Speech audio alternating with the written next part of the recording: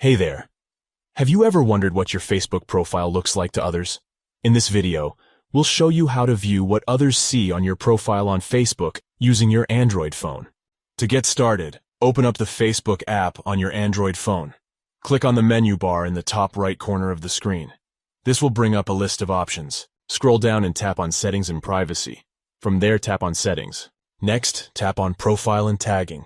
This will bring up a list of options related to your profile. Scroll down until you find the option to review what other people see on your profile. Tap on View to see what your profile looks like to others. Facebook will now show you what your profile looks like to other people.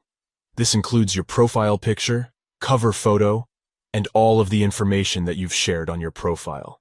You can use this feature to make sure that your profile is presenting the image that you want to share with others. If you notice anything that you don't want to be visible to others, you can go back to your profile and change your settings. It's important to note that you can only see what others see on your profile if you have shared information with them. If you have certain information set to only me or a specific group of people, you will not be able to see what others see on your profile. In summary, here are the steps to view what others see on your profile on Facebook on Android.